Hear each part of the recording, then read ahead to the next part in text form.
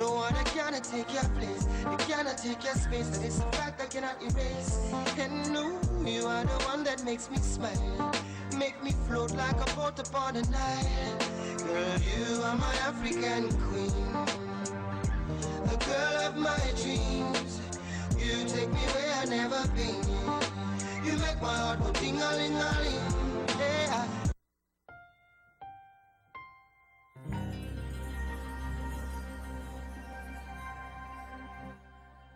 Good evening and welcome to Plain Talk. My name is Christopher Ram and thank you for joining us. Hopefully you will stay with us for the next hour.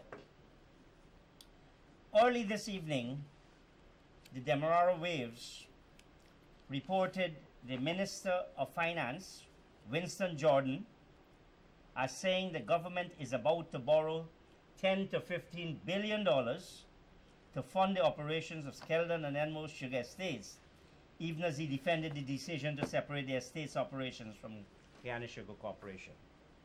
Now, we've been talking about the SO Exploration and Production Guyana Limited contract, perhaps ad nauseum, meaning on and on. That is bad. In Ghana, the royalty the Ghana government gets from a contract recently signed with Exxon is 10%. Guyana gets a royalty of 2%. Ghana gets shares. The government of Ghana gets nothing. Ghana gets corporation tax at the rate of 35%. The government of Ghana gets corporation tax at the rate of 0%, meaning nothing. There is a natural outrage at some of these matters, and perhaps Mr. Raphael Trotman has taken some serious knocks from commentators and from the public for having been the person whose signature appears on the SO contract. But this decision to borrow $15 billion to fund operations of two estates you're about to sell makes no sense to me. Absolutely none. Are you going to recover this money? This is 75 million United States dollars. You're not going to get that amount in cane for sure. Are you buying it, borrowing money to just keep it going, and then sell it? Has someone seriously thought about this? Is this a misprint by the Demerara Waves? But then it doesn't seem so, because Mr. Jordan said about to borrow $10 to $15 billion. Come on, Mr. Jordan. If you're going to borrow such huge sums, aren't you going to start by knowing how much you intend to borrow? You're going to borrow between 10 and $15 billion, a gap of 50%. But I'm not an expert either on oil or sugar. We brought someone on Plain Talk this evening who has made sugar quite a study. He is Ramon Gaskin, no stranger to the program. Raymond, I wonder if you would give me your initial thoughts. I mentioned a comparison of some key indicators between the ExxonMobil agreement with the government of Ghana, or the National Petroleum Corporation of Ghana, and the SO Exploration in Ghana Limited with the government of Ghana. What do you think of those broad comparisons that I've just made? And I please, those are the correct numbers. When I first got access to the 1999 agreement that was signed by former Janet Jagan, I sought some other agreements um, to do a comparison. That's some time ago. I was looking at, in particular, some agreements from the African continent where Exxon was operating, Angola and Equatorial Guinea and Chad and so on. And I looked at these agreements, and it occurred to me that the Guyana agreement was bad. It was bad when you compare it with these other agreements that had been signed. And these agreements had been signed with Exxon. In terms of the same royalty rate, the production sharing, the taxation, and so on. And the Guyana agreement is the worst of the lot. And everybody has commented on it and written about it and spoken about it, but nothing has changed so far. Well, I must interrupt you. The president,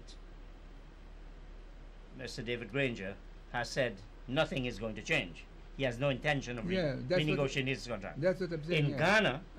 In Ghana, after the minister had signed it, the ExxonMobil lady had said it's the best thing to happen to the two sides. You hear now is going to be Parliament is looking at it with a view to changing some of the clauses. Mr. Granger says no way.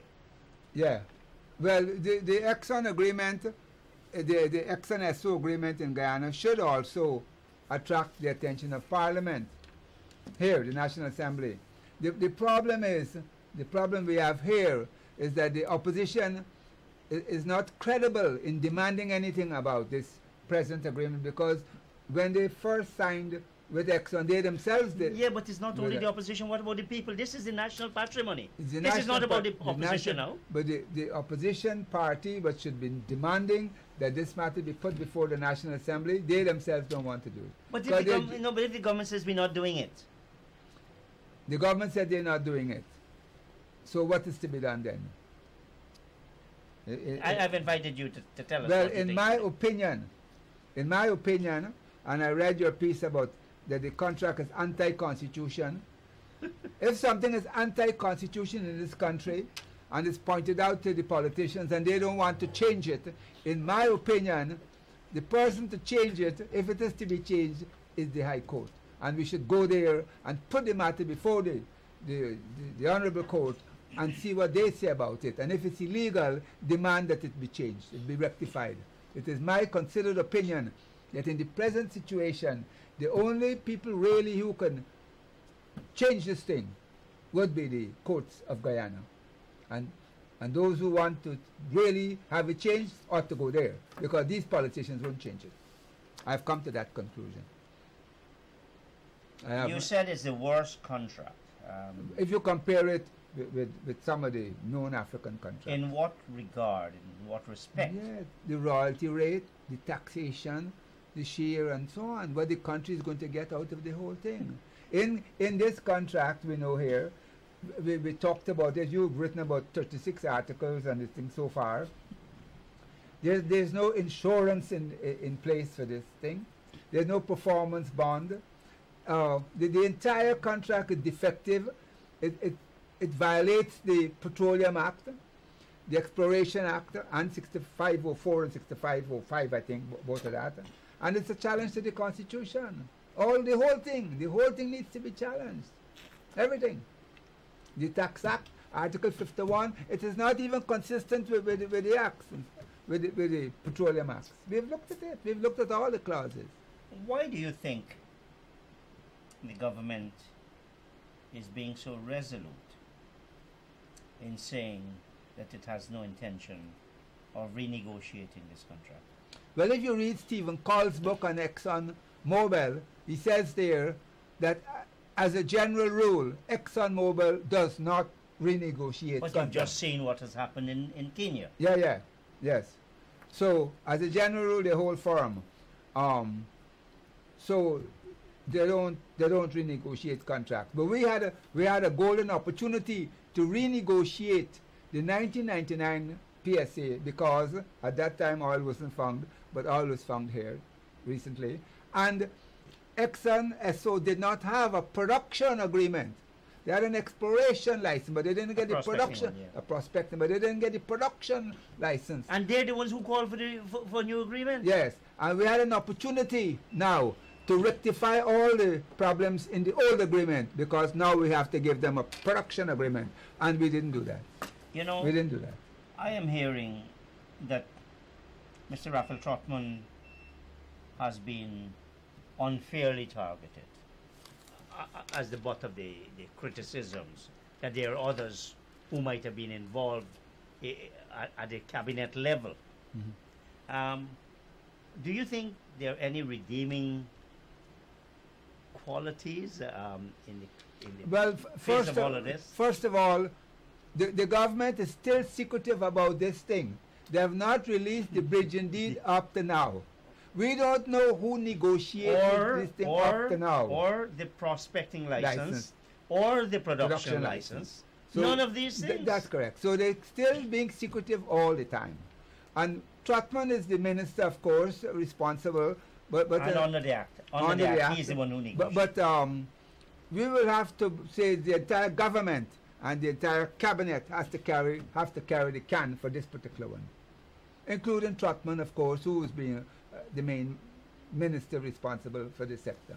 Let me ask you about this Demerara Waves report that quotes in uplifted commas, meaning they're quoting the words of the minister, where Minister Jordan said on Wednesday that the government is about to borrow 10 to 15 billion dollars. First of all,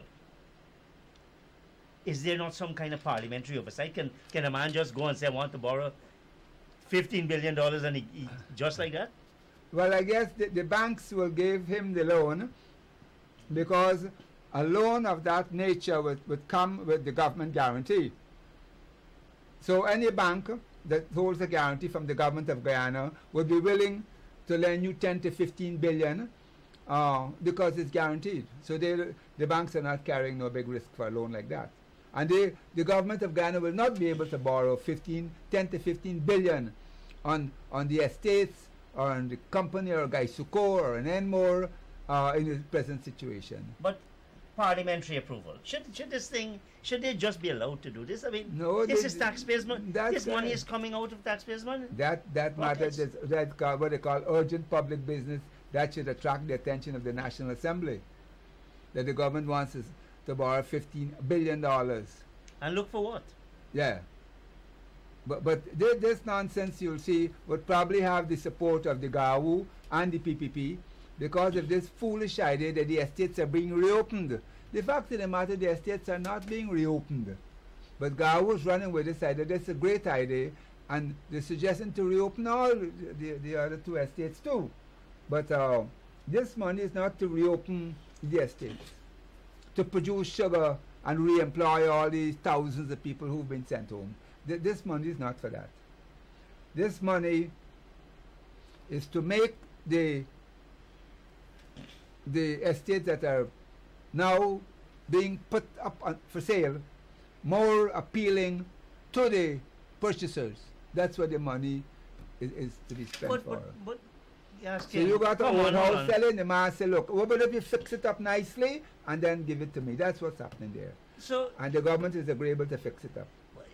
Spend the money to fix it. I mean, surely. Now, I spent today talking with some of the persons in our office, and I gave the example.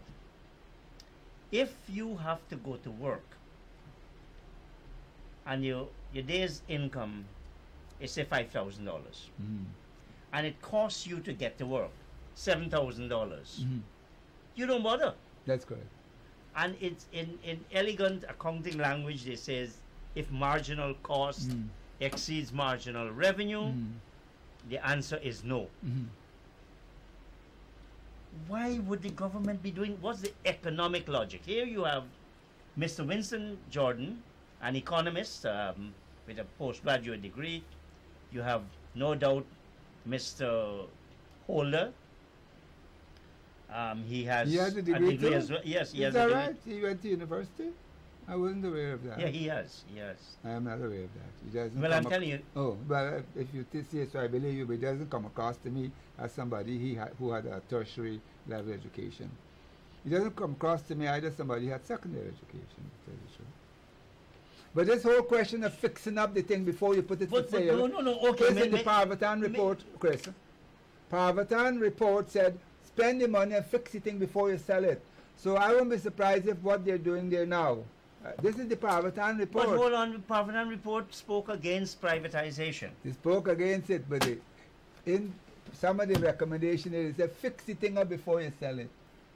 Spend the money and fix it, then sell it. But make it more marketable to the people who want to buy But it. surely it has to be within the principle that if you're going to spend $15 billion on it, you must get more than $15 back. Otherwise, don't spend it. Well, there's no common sense in all of this. There's no common sense. No, but you sure this thing is right?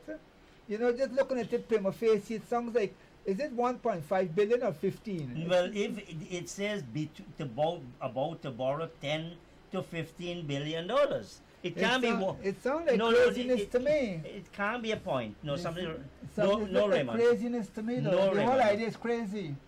It's craziness. Yeah, It's at times like this we regret Dr. Beckles is not here to examine people's brains. But this thing look like craziness to me.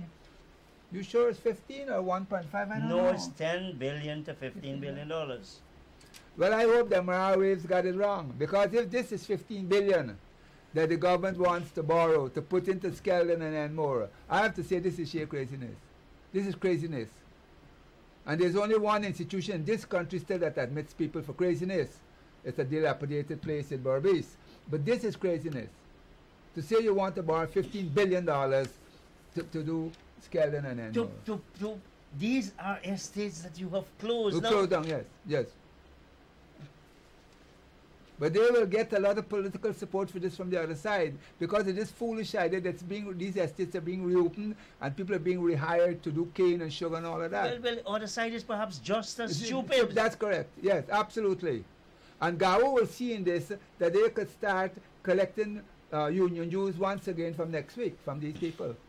That's how they're looking at it. If they could collect the union dues again, because they haven't been collecting union dues for a couple of people. So you close down Skeldon, you close down Rose Hall, Kanji, you close down Enmore, you close down Wales, and now you're putting $15 billion into Skeldon and Enmore. But you don't. Now hold on. If the logic applies to Skeldon and Enmore, how come it doesn't apply to Rose Hall, Kanji, and Wales? Mm-hmm. And you don't have $1 billion. I see in the evening news before we came here, the Wales people marching again today for the severance. You don't have a couple $100 million to pay these people severance, and you want $15 billion to reopen this thing and fix it up for the buyer. You know, does it say anything here about DDL? It says about molasses, and we know DDL is very much interested in Enmore, and this says it's about molasses. Well, it said about DDL. I see DDL here. Demerara Distillers Limited. Hopefully, yeah. There's something about DDL.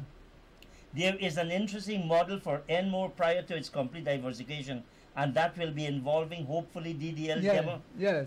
So it sounds as if they're getting it, spending all this money. For DDL? For DDL, something like that. I mean, oh my God. Yes. This can't be serious. Yeah. This is on top of the 3.5 billion for the 5-star prison at Mazaruni. That's 3.5 billion. Yes. I will miss. It's the talk there about DDL. It says there in the article. So this is spending money for the benefit of DDL. If we analyze if that is true, what the Amara Waves report, it sounds so to me. It quotes, it says these estates potentially are not going to be producing sugar. No, not the sugar thing. No. So what are they going to produce? Molasses for DDL. How do you get the molasses? Well, I don't know. They might contract out that part of it. Contract out the cane producing part of it. But Raymond, the man says it is to fund the operation of the estates, Skeldon and Enmore. To produce molasses. So you're trying to explain it sounds as crazy as No. The whole thing is crazy, but I'm trying to see if there's any sanity, any iota of common sense in this whole thing. Well, I'm trying to see. I'm trying to see. But we'll know tomorrow, I guess, when the news report it. But if that's what the MRR waves is saying is true, this whole thing is crazy idea. It doesn't make sense to me. To spend 15 billion, you haven't paid your workers at Wales, you haven't been able to pay severance, you don't have the money to keep the estates running and keep the bailout, because 15 billion is 15 months of bailout money for the entire Gaisuko, which has been taking $1 billion a month. 15 billion will carry for a year and a quarter. But Mr. Gaskin, listen, Gaisuko has an unfunded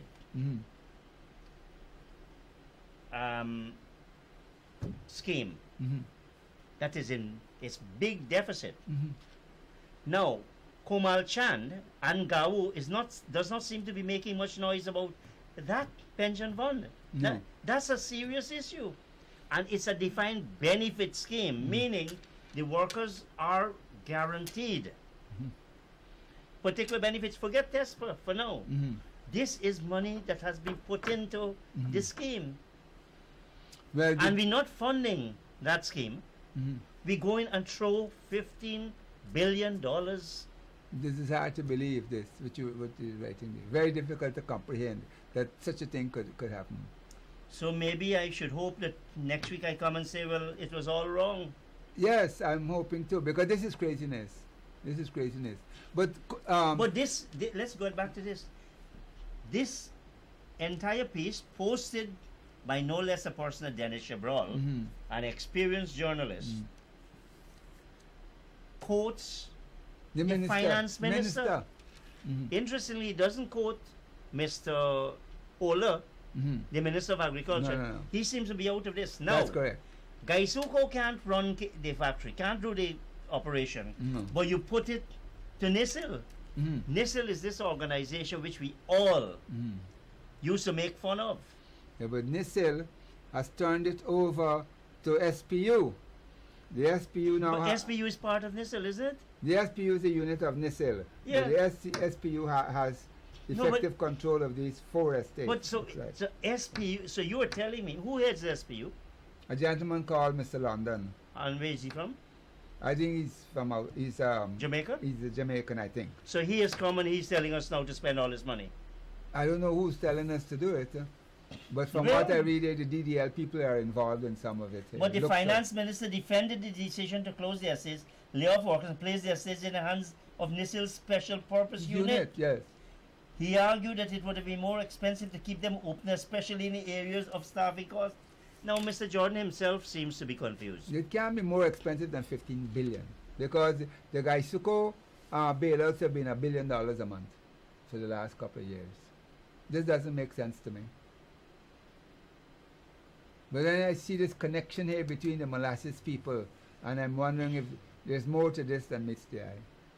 Are we now going to find that DDL will end up owning a big part of Gaisuko? They'll end up owning the parts of it that do the molasses for DDL. They're not interested in anything else at the present time other than the molasses problem. They want the molasses problem solved. No, but this is a temporary thing, apparently, for the privatization. But we also know that DDL is interested in the Enmore estate. We've heard that. Yeah, for molasses purposes. It doesn't matter. It's Oh, yeah. for the Enmore estate. They're interested. They're told. We're told that. And Mr. Jordan is telling us that this is a model for interesting model. Yes, Now, interesting that's model. an interesting yes. comment as well. It's an interesting model. Prior to its complete, and that will be involving hopefully DDL. Yes, No. that's what he said. Apparently things have already been pre-decided, it's called. I wouldn't be surprised, knowing how things work in this country. I wouldn't be surprised if the discussions between the government and the company are far advanced. I wouldn't be surprised. But is that how it goes? I mean, we're spending hundreds of millions of dollars to PricewaterhouseCoopers to do a valuation of Gaisuko's estates. Now, let me ask you something. Gaisuko Hold has on. already Let me- been valued already. Many times. Yes. Many times. The valuation, I walked through this book. No, right? but Raymond- The valuation is in the book here. Yes. This is it. No, the but- valuation is but, here. But you had many valuations. But anyway, PricewaterhouseCoopers Yeah, had already years- valued it. So years what ago we're they- paying for is for these people to do back the work. Now, Raymond, Yes. let me give you an example. Let me give viewers an example. I have this bottle of plain talk water. We don't make water. We just put a label on it. Mm. Now, we're offering it for sale. But meanwhile, I am drinking out of it. How do you value something? How does PricewaterhouseCoopers value this asset that is changing in composition all the time? What does it do about this $50 million? I don't know, but You're a management accountant. yeah, but what does a valuator do when it comes to a place that has already been valued and by the same people who have just arrived to value it? It's already been done. There have been many valuations done even by the Pricewaterhouse people, the Cooper people. It's been done already. The numbers are in the Parvatan report. The valuation of But Gaisuko. after the 90s, there was another valuation, Yes. and I have a copy of that. That's correct. So what are these people doing? Now, are we just throwing money away? That's correct. This is surely Yes, the height of recklessness. that's correct. It is. Like how they decide. We valuing a moving asset Yes. Yes. that is either falling in value or increasing. We don't know what is $10 to $50 million. This interesting model that Jordan is talking about. Mm. So that's what you got here. Now I need you to help viewers to understand what's happening as reported here. Yes, but you just brought this to my attention a couple of minutes ago. And it appears to me that, from the little I'm seeing there, that the company and the government have been talking about this thing. And the government is going to spend the money to put this thing in order for the company to get it. It looks so to me. It looks like that to me. But this idea of evaluation, Mhm. again, I go back to my basic training. I have training in bookkeeping, spice and peggle, as you would normally say, And Routley too. and Routley. Those are accounting textbooks. Now, if you come and say, look, I have a phone I want to sell, and I put a value, I say, this thing has a lot of sentimental value, or I only recently pumped $10, $15 billion into it. So I want $40 billion because PricewaterhouseCoopers valued this thing as $40 billion. What are you going to say? And by the way, PricewaterhouseCoopers is going to say that this valuation was done within these parameters and these assumptions. We owe no obligation to anybody. If you invest based on this thing here, don't hold us responsible. There are lots of case law on that kind of thing. So they're going to disclaim on their valuation. A buyer comes along, or buyers come along and say, look, let me look at this. I want to buy these things. These are the assets. This is how the state. You know what? This is how I'm going to use this. I'm going to do my own valuation. I'm not going to go with somebody else's valuation. So this entire exercise by PricewaterhouseCoopers makes no financial sense. Yeah, it doesn't make sense at all to me. And It we're doesn't paying make these sense. people A lot of money. free top-class professionals 8 months. Well, we're paying some lawyers 18 million US. 18 million US, that's over 3.8 billion to do legal work in To Washington. relitigate the same thing that we've been fighting since 96. It's the Yeah. same arguments It's since $3.8 billion. But yes, these Mr. Washington Mr. lawyers. Gaskin, surely the facts have not changed since 1899 Yeah. with the arbitral award. That's correct. These same people are being paid twice and thrice and That's 4 times and correct. 5 times That's for the correct. same thing. But now we've gone 3.7 billion, which is the money we got from Exxon, allegedly as a signature signing bonus, but really it's fees for this American firm in Washington, and that is what it is. And they presume will go and argue law for $3.7 billion.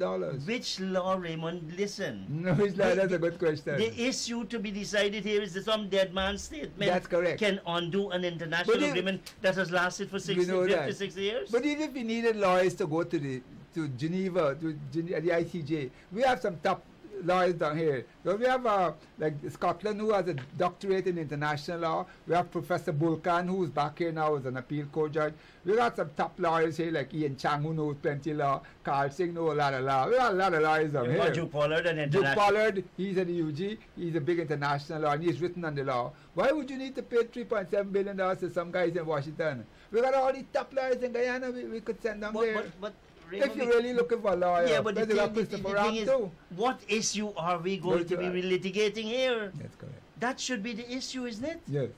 It's not whether the map was drawn by somebody. But you can't really litigate that because that's final. The only matter that lawyers can talk about is whether this thing constitutes grounds to declare a thing a nullity. That's nothing else. Lawyers could argue that a lot. But in terms of the award itself, you can't argue that because that's full and final and perfect. Yes. But my problem is the $3.7 billion going to this Washington firm here, Foley and Hogue. I've been there years ago, Brennan and Reichler. You know, Reichler is one of the people that got the OE in this country. $3.7 billion there, and but them is not the same people which are going to bring. Yes.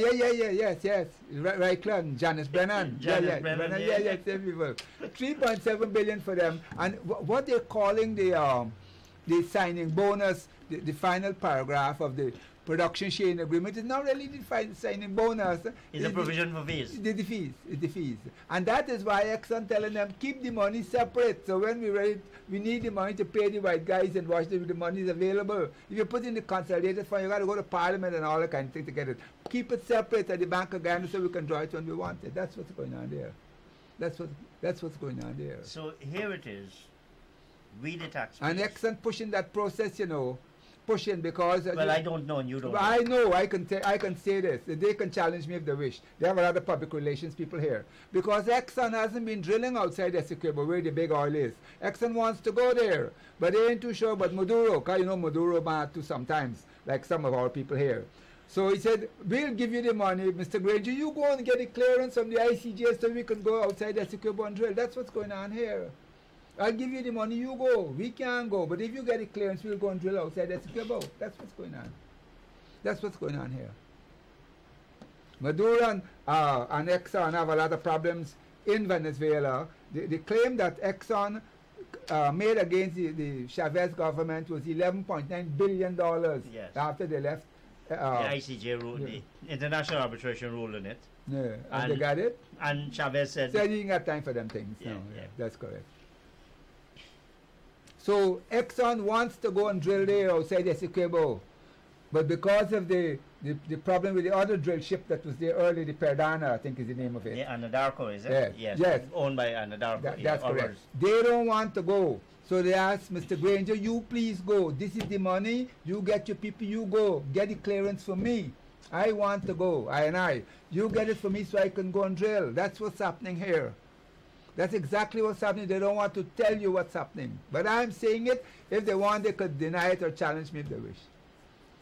The money is given to the government for the government to go and get the clearance so that Exxon SO could drill outside Essequibo. It's as simple as that. It's as simple as that.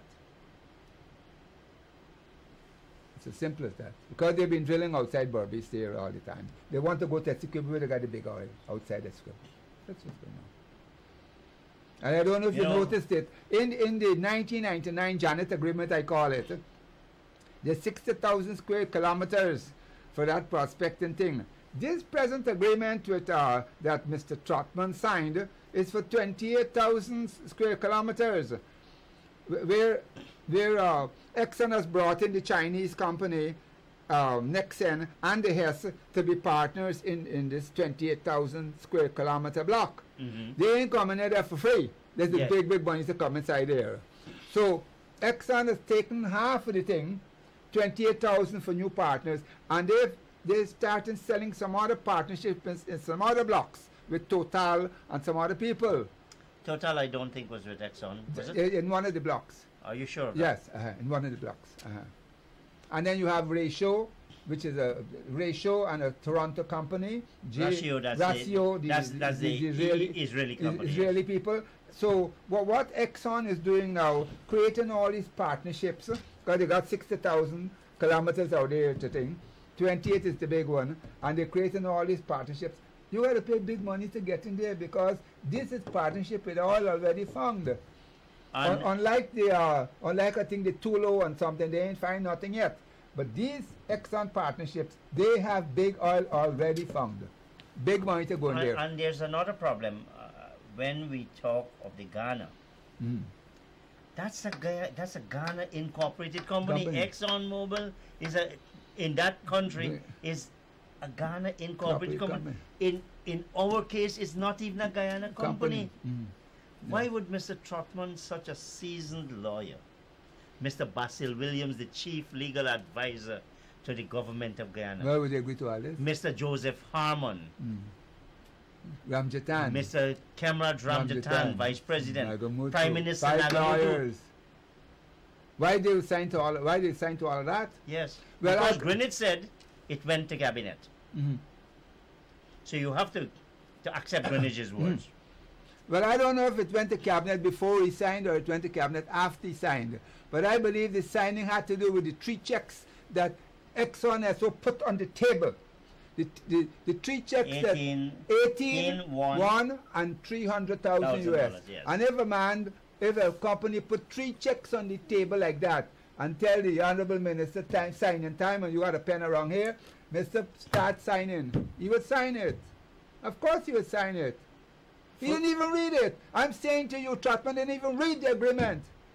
I don't believe that. I honestly don't believe that. No, he didn't read it. He may have read it later. But at the time, he didn't read it. Because if he would have read it, he would have seen all that, as you say, the trained lawyer, as all that illegal stuff and all the absurdities he signed to. He didn't read it. He didn't read it because he was blinded by the 3 checks that put in front of him there. He was blinded by them. And not even the silver optical could help him. And he signed it. And later he brought them home and then they all read it. But it's too late, he done sign it. Came home with the 3 checks and they signed it. He didn't read it. When you get a chance to ask Mr. Trotman, you ask him directly if he read it and when he read it. He read it when he brought it home. When he brought it home with the 3 checks. As you know, I don't even know if there are more checks as you than know, 3. I didn't have more than 3 checks. access to these persons has become extremely difficult. Trotman, Ramjatan, Nagamutu, President Granger were regular guests on Plain Talk. Just call him up. I have called them, I begged them, Well, I just- pleaded with them. You give me a number, let me call him. I'll get him. You give me a number, I'll call You Trotman. can call him to come on Plain Talk? No, but if I call him first, see if I get to them. You want me to get him to come here? I talk to them to come here. You seem to have some influence. I just call him and tell him to come here and you got to talk to the public what you sign. Yeah, we want to know. You got nothing to do with influence. You got to come and tell the people He's what to sign. But as you said, Mr. Gaskin, he's not even telling Parliament. You mentioned Mr. Scotland, but Dr. Scotland, but this is nothing urgent. We give away the future of the country. When you go to the Chief Justice, they got to come and answer there. I'm really of that opinion. I don't plan to change that view. When you go to the Chief Justice and you file it, they got to come and answer there. You may not like it, but that's the place they have to answer. They don't want to answer in Parliament. They don't want to answer the media. They don't want to answer you. They don't want to play talk. They don't want to Kaicho news. But when you file it, they have to go there and answer. And you have to take them there. Let me You know go. the system. let me go back to this sugar thing. Yeah, Because back to sugar. it's lunacy upon Yeah, lunacy. yeah. Hear what they say. These estates potentially are not going to be producing sugar per se, Yeah. or the kind of volumes that you know is going to do some molasses. There is an interesting model for Enmore prior to its complete diversification, and that will be involving hopefully DDL. Now, this is a company that you've had all these problems with, tax issues and all of that. Jordan said, adding that government does not want that rum company to import molasses. In other words, this is to give DDL an opportunity. Are we spending $15 billion So they don't have to import molasses. That's correct. to ensure we don't import molasses? That's correct. But because they said, I think 2 weeks ago, they need 72,000 ton of molasses for their work. And from what they can see, they only could get 56,000 So tons. what? Well, so we gotta what? help them People get buy in. raw material all the time, Yeah, Mr. but Gaskin. no, but we got to you see this. Apparently, molasses and DDL are sacred That's correct. Yes, correct. because DDL makes this point, oh, we can't have DDL. That's correct. Without molasses. So we can have Bangladesh importing, or they don't use molasses. I don't know. I don't know the rum business. You have to use molasses. They have to use molasses. So, but this is for DDL. That's what it said. The minister said that. We have to prevent these people from running out of molasses, and so they don't have to go and import molasses. Because you know they're an important company. Mm-hmm. Now, here it is. Taxpayers' money. Mm-hmm. On the one hand, Gaisuko, the current and future generations' patrimony in the case of petroleum. Yet, this is another reason that Mr. Jordan has cited. This is a miniature operation, or miniature with $15 billion. You can imagine if it was a major operation. Miniature. Relative to what you had at Gaisuko before.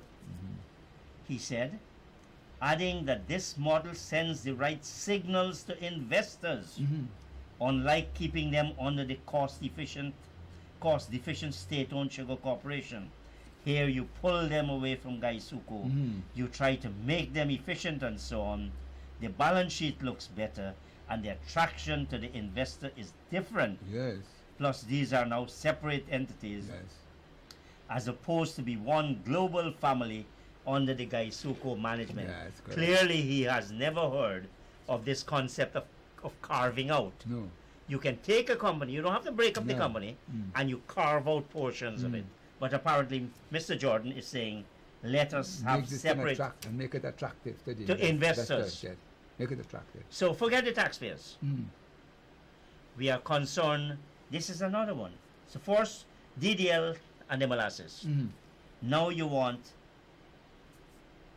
to make it attractive to investors. Possibly DDL again because they've expressed an interest in it, yes. in Enmore. Yes, but this is not the first time this is happening in this country. When the previous administration disposed of Guy Bank, Coop Bank to Republic Bank, we ended up owing Republic Bank $3 billion, and it's in the external debt. We ended up owing Republic Bank $3 billion on that deal to sell Guy Bank, Coop Bank to them. That was done by the previous administration. We selling something to you? But that's because you had. I mean, let me say, and I say this. Ramon McRae are the auditors of Republic Bank. You were buying it with a big asset deficiency. Is that right? Yes. Is that right? Are you familiar with the? Because remember, you had all the deposits. You are familiar with the proposals that were put for the sale of Guy Bank, Coop Bank, by the privatization unit? Oh. That was a Jagdo deal. Jagdo used to be a director there years ago. Which one? Republic Bank. Not a Republic Bank. What this was called? Thai Bank? No. The same Water Street Bank. National Bank of NBIC. Yeah. Jagdo was the director. Yes, and I served as a director there too for a couple of months. In '93 early, and Jagdo was on the board there for. So give me your views. Again, you're a management It's madness. man. It's simple. It's all lunacy. It's madness. No, but we can't say madness for one followers. But what else can you say? There's nothing there that you could say that makes sense. I'm hoping that this Demerara Waves thing is not correct, what I'm reading. But if this is what is happening, then we really got to challenge it. We got to challenge it. And the Wales workers are marching today for the severance. And you bought $15 billion to fix and more molasses, and you don't want to pay your people at Wales. And you know, is this government aware that a significant portion of the cane fields operated by Gaisuko is not in fact owned by Gaisuko, but is owned by the government of Guyana and leased to Gaisuko? They're probably aware of that, but they don't see that as a big problem. The politicians don't see that as a big problem. If it's owned by the state and it's leased to Gaisuko and we're selling it, it's all the same family. It's all the same thing. But yet you're praising the special purpose unit for this creation of separate entities as opposed to be one Big family. Global family under the guys who... The special purpose unit won't be able to deal with that. The special purpose unit now know how to make molasses. They'll be doing molasses. Incidentally, the three remaining estates, which is Iflux and Blaymont, and they're going to be put on the block with the special purpose unit after the special purpose unit deals with these four. The other three are going on the block to for After sale. all this stupidity that the special purpose unit is already displaying, this is how it's going to happen? Yeah, they're going to give them the other three remaining estates to get rid of. This is not privatization or divestment. This government does not want to be in the sugar business at all. They don't want it. They don't want Gaisuko. They don't want to have nothing to do with it. They're just getting rid of it. Yes, but Mr. Gaskin, you could not want to do it, but you don't have to pump $15 billion into it. Well, this 15 billion comes out of the secret conversations that are taking place with the government and the private people. Before Sonata was turned over to the people to whom it was eventually turned over, the NISL spent a lot of money fixing it up and getting it ready. It spent a lot of money, hundreds of millions of dollars to get it ready, and then turned it over to the people. It's not the first time it's being done. The taxpayers and the Parvatan report recommended that fix up this place now, spend money, get it ready for privatization. Not get it ready to keep it, get it ready, spend the money to get it ready and sell it to these people. But I thought, and you might want to look at the report, what they wanted to do, and the Clive Thomas, who is a major economist in sugar. In those days, years ago. No, he still is. Is that right? He's an economist. He is an economist. They said, you're going to make this place profitable. Yeah. They said that. Yeah. Of course he said that. Clive Thomas contributed one of the volumes of this report. A complete volume. Yes. Now, yes. what's deficient about Clive Thomas's work here? Well, Clive Thomas made his contribution to this. He was the main man in all of this. He did a lot of projections. He said Gaisuko could be turned around. The sale of land of Gaisuko will be $5.8 billion for the next couple of years. And Gaisuko, he said, at the end of 2018 would have $5 billion in the bank. All of that he had it annualized, everything here. He had it right here. And Gaisuko would have all this. Closing cash balance. 2016. Yes. Yeah, 5.8. We're talking about billions, yes. You got it all here. And the valuations are here too, incidentally. And then, hold on. Yeah. And this is before privatization? Yes, before privatization. How did, now... you move from that to where we are now. How would an economist of Clive Thomas's stature make such a major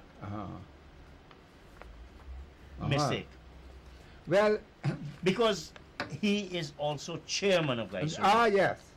So they brought along many of the people who sat on that commission of inquiry. Ended up... The Booker's people. No, they ended up as part of the Gaisuko management team. So they had the opportunity to execute their report. How did they get it so wrong? Oh, well, being a theoretical economist, and then being put in a situation where you have to oversee the operations and the management of a very big company. Those are two completely different things altogether. Completely different things altogether. And Clive Thomas' role and performance at Gaisuko is a classical example.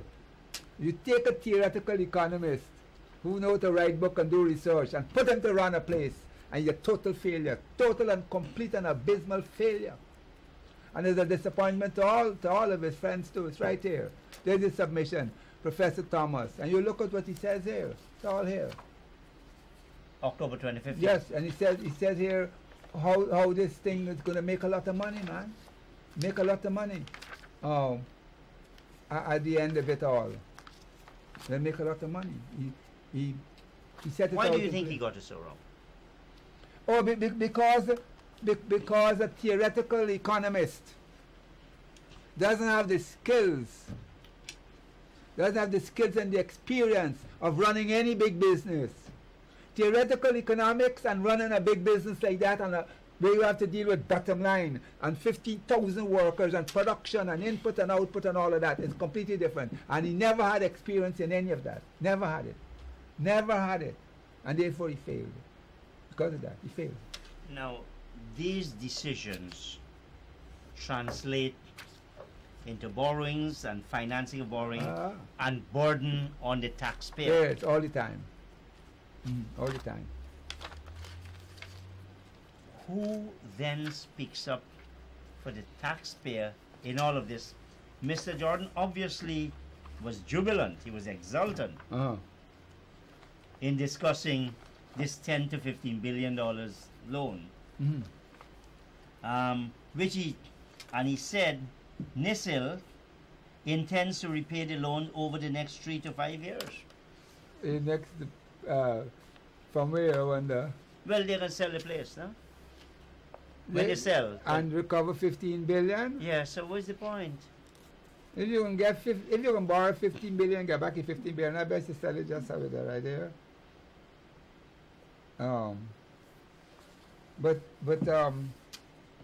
Clive Thomas in his report said that in 2016 you'll get 11 billion point six. This is the Parvatan report from just land sales, and in this is Parvatan.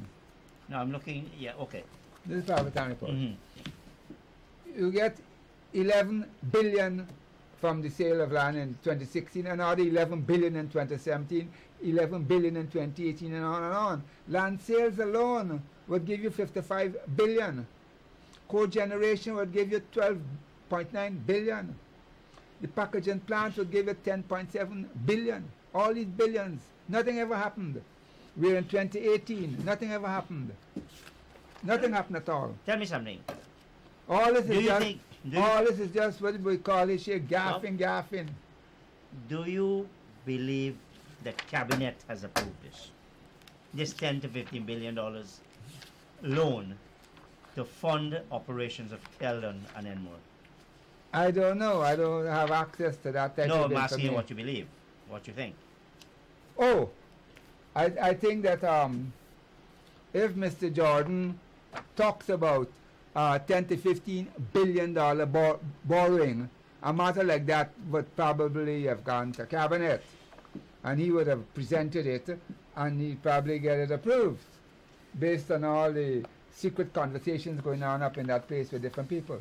Who do you expect in cabinet to say, look, we've got a lot of, we screwed up on petroleum. Let's be a little cautious. I don't think they will admit they screwed up on petroleum. I don't think they will admit You still that. think that they think that they have got a good deal? Yeah. To themselves? Yeah, you think yeah. You think to themselves? I'd say yes. You think Mr. Trotman still believes he's got a good deal? Yeah. Plus he got 18 And, million US, and so yes, he think he got a good deal. Yeah, but having 18 regard to all the circumstances. And Sherwood will say, you guys should stop fretting. But you guys fretting all the time about these things. He calls it fretting. Another academic. Yeah, from the UG. He said, you just fretting. Stop fretting. So he accepts this. I guess tomorrow he will say, Ramon Gaskin were fretting. You're fretting about it, yes. Let's borrow the $15 billion and just get on with it. and have UG run down. That's correct. And gutters falling down. That's the other correct. night I went to UG, and somebody said, I was walking to go to the classroom. Somebody said, Mr. Ram, be careful, don't walk there. You got to follow falling that. down, That's yeah. correct, yes. That's correct. I mean, that's what we have for a university. Yes. And you can find, as I told you earlier, which something that bothers me all the time, the 5-star prison that's being built at Mazaruni at $3.1 billion. $1 billion. That's in the estimates, is it? It's just been approved. That's local. That's No, local is it in funding. estimates? That doesn't matter with borrowing. It's Is just- it in the estimates as an expenditure? It's just been announced as a decision of government. 3.1 billion, $1 billion more than all of the local contractors bid for that place. And of course the $3.7 billion Guyana to pay the lawyers in Washington. This is out of control. This whole thing is out of control. The whole thing is out of control. the spending. I was at the hearings today, the GWI trying to get more more water rates from the public here, and they came to the PUC for increased rates without even bringing financial statements to the PUC, so people could understand what is it they're saying. And I take it the PUC said, look, go and come back. Bring what you're supposed to bring. The PUC said because we demanded to see the financial statements, the PUC said bring it, but all they brought was 2015, and we're in 2018, and that's the last available audited statement for the water company. And when you look at it from 2015, you see there in the balance sheet, I asked them about it, that $4.5 billion owing to the water company, and you want more rates from me? And your balance sheet there, I know how to read a balance sheet, $4.5 billion owing. And this is after they collected in the last 5 years $13 billion from the government of Guyana and the IDB. It's all craziness. You think this is crazy? This is not the only craziness place in town. You want to know how much craziness taking place at City Hall with Dr. Royston? You should go there and see what craziness going on in that place. But they have in terms of revenue, that pales in compared with this. The City Hall. And surely a $3.5 billion prison. Yes. But City Hall owes $2.907 billion with they can't pay. You probably can get a pretty high quality, if not a 5-star, a 4-star hotel for that, yes. Oh yes, with elevators and all that. Well, at Mazaruni they're getting elevators. The only thing they've now studied whether they should give the prisoners jacuzzi, but they talk about that next week. We'll ask Jordan about that. If you could get jacuzzi for each one of them. They're crazy people, let me tell you straight, they're crazy people.